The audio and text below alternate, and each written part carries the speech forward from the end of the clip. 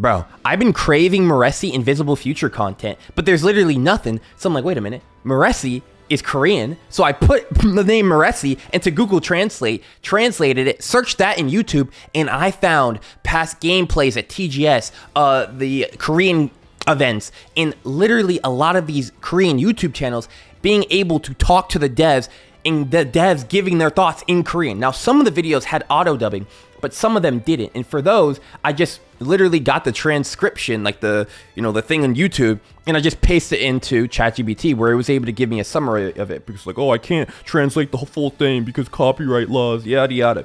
But what I did find out from the videos that did have auto dubbing, and just from the summary, was actually mind blowing. So for one, we all knew this, but the game is going to have auto mode.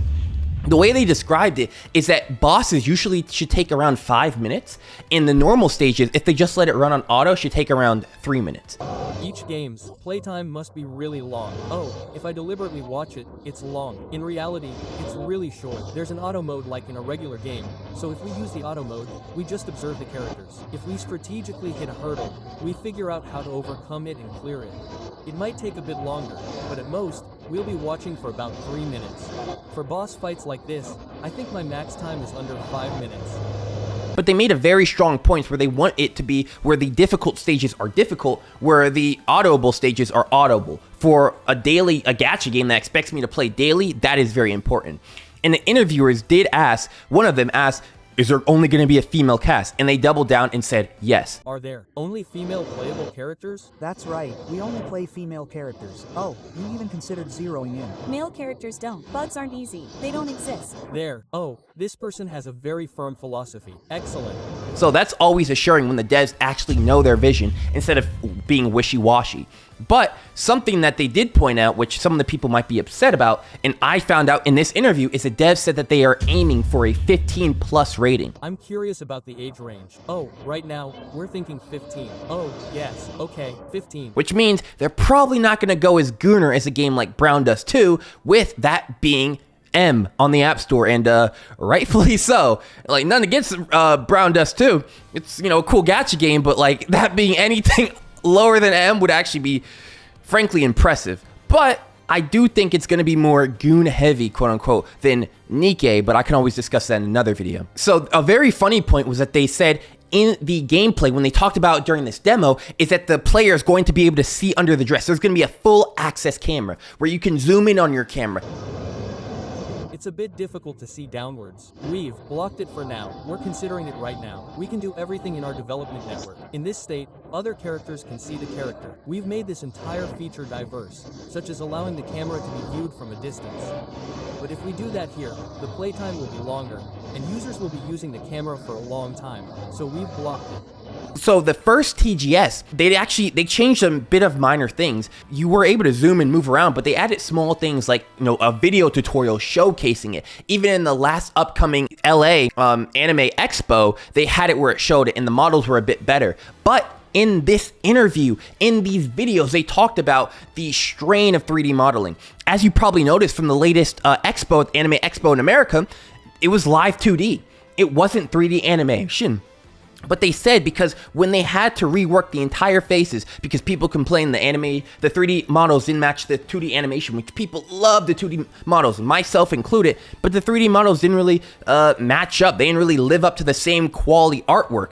But the most interesting part is that Hyula himself, even in that first event of TGS 2025, before people even complained about it, Hyula, when they interviewed him, said, frankly, we're embarrassed. This isn't even the expectation, the quality we want to bring. Hello, are you Hyunran? Hello.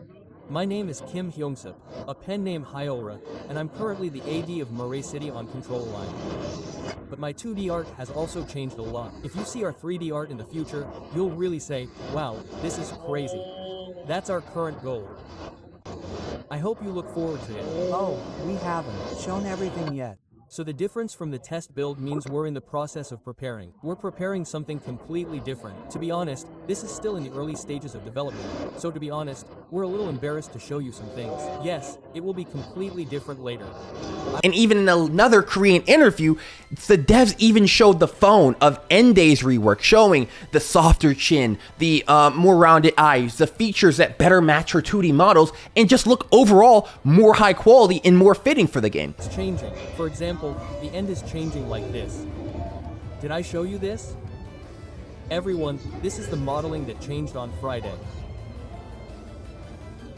This is the before and after. Can you see it? Yes, the chin has been shaved a lot. It was originally a bit long, right? Wait a minute. Can you see my older sister? Can't you? Yes. Oh, Tyria hasn't got it yet. Oh, first of all, the modeling is completely changing. We're doing it one by one, but we haven't been able to apply it yet. We're probably busy. Yes, because we can't just change this one face right away.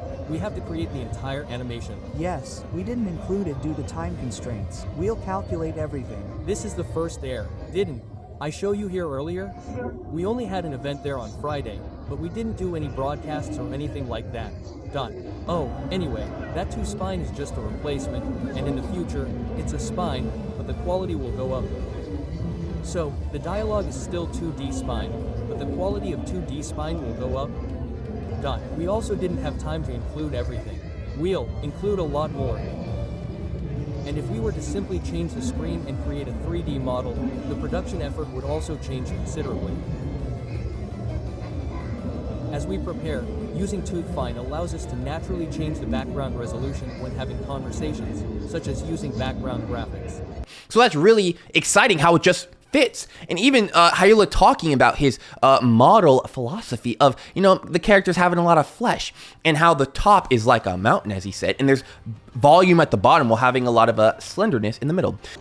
I think you can see that there are a lot of proportions I want to show you, but isn't the Yende the most ideal reference point?